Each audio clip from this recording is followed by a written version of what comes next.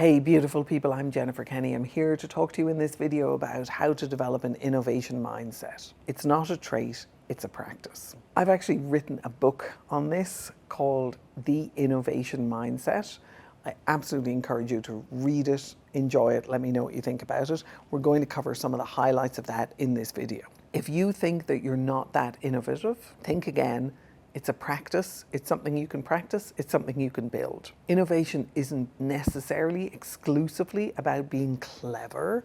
It's actually a lot more about being concerned and being committed. There is a way to train your innovation brain, to train your mindset, to build a mindset that allows you to be able to be a lot more innovative. We're going to talk about that in this video. By the end of the video, you're going to know how to listen, how to offer, and how to act like an innovator consistently.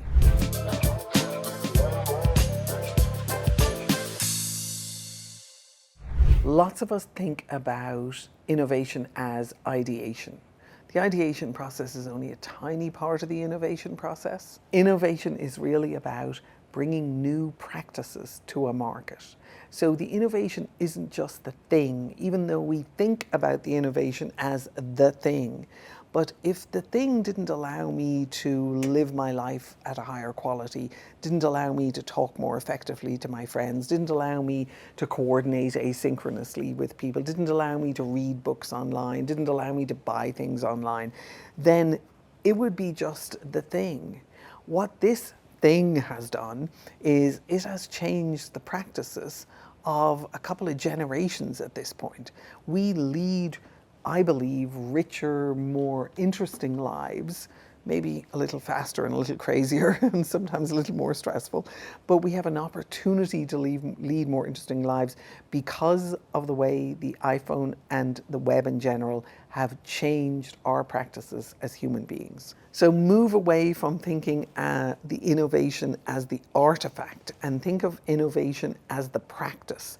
Because whatever innovation you bring to market, or you bring to your organization, or you bring to your team, or you're looking to develop an innovation mindset because you have an idea and you really want to be able to bring that into the market space, give yourself permission to be able to think of innovation as a practice.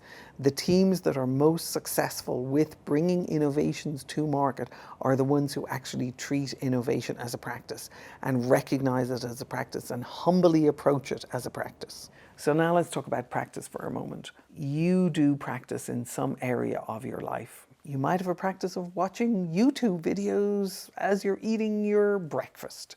You might have a practice of reading a book a month. You might have a practice of playing a musical instrument. You might have a practice of playing a sport. What do all of those things have in common? What they have in common is you approach it with humility. You recognize when you're a beginner. You learn slowly and consistently. You put things into practice by doing them consistently, repetitively, on an ongoing basis. Innovation isn't any different. If you move yourself away from the idea of innovation being wonderful light bulbs going off in your head, and you move yourself to innovation as a practice, it's a lot more accessible. So you can build an innovation mindset consistently over a period of time through practice. And we're going to talk about what those practices are. One of the practices is listening for what's missing. So lots of us rush to try and solve problems because we see something broken and we look to try and fix it. We're naturally kind of problem-solving animals, or humans. We tend to see problems and want to fix them immediately because they kind of create this tension and friction in our minds. One of the most effective ways to begin to build an innovation mindset for yourself is to begin to ask yourself why, what's missing, to begin to look at what's not working, to begin to understand where the concerns of the people involved, or what people care about, the people who are involved care about, how those things are misaligned or mismatched. And what you do there is you start moving yourself into a space where people are looking to be able to coordinate with each other to produce value for each other. That's kind of the essence of what innovation is.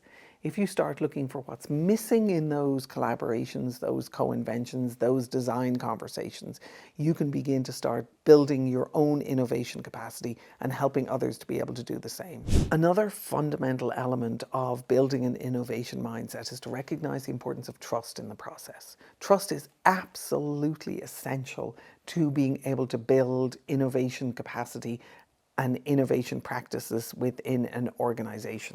Google's Project Aristotle actually identified trust as being the #1 differentiating factor for team performance and team innovation capacity. Build an understanding of trust into everything you do. Look to build trust systemically.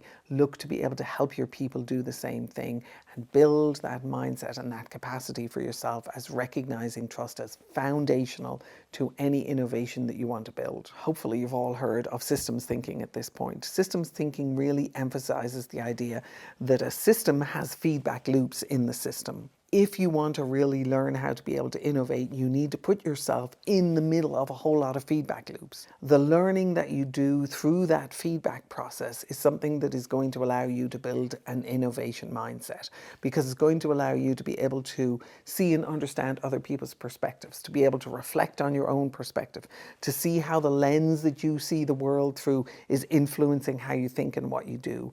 And it puts you in a position to be able to grow that, to be able to understand that, to be able to design how you want to grow that, to be able to look at other avenues of exploration and study that you want to engage yourself in. And it puts you in a position to be able to understand the world more effectively, more powerfully, and in a more sophisticated way. And that will contribute enormously to building your innovation mindset. The other thing that you can do to help build this mindset is to really kind of rewire how you think about risk.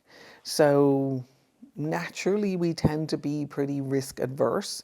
There are a small percentage of humans who absolutely thrive on risk, and they're great to watch on YouTube videos, but you don't necessarily want to be one of them. How you think about risk is worth examining and worth understanding. And it's also really worth looking at how do you actually reduce the risk or de-risk something that you're approaching in terms of doing innovation work, and make your first step as a practice as small as you can make it, knowing that it'll have some small impact. Whenever I'm working with teams, I'm always encouraging them to do phase 1, phase 2, phase 3 of whatever it is they're doing. It doesn't matter how big or how small, because you want to break it up into phases so that you can begin to do all of that learning and you can begin to understand what all of the risks are associated with the project, so that you're onboarding that understanding as early in the process as you possibly can.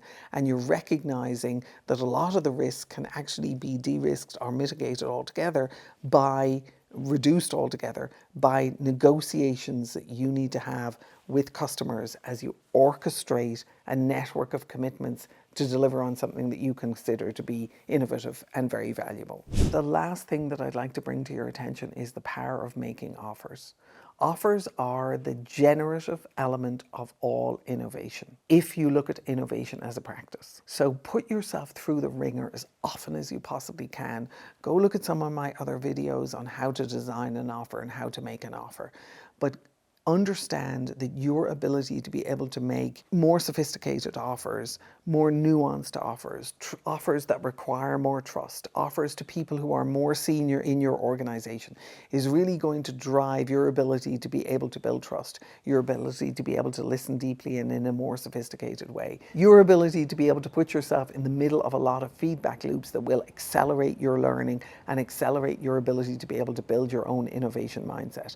Offers are an incredibly powerful place to start as you start looking to build your innovation mindset. And they offer a lot of value, and they will probably get you promoted, and they will make your life a whole lot more fun.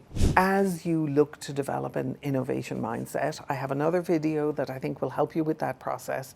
It's called How to Encourage Innovation in a Team. Worth watching as you embark on this journey, and kudos to you for doing it. I'm thrilled that you are asking this question and looking to build your innovation mindset. If there's anything I can do to help you with the process, drop me a note in the bottom. Let me know how your journey goes. Let me know how you're building your capacity, and let me know in the comments. I'd appreciate hearing from you. And as you embark on this, I wish you the absolute best of luck. Take care.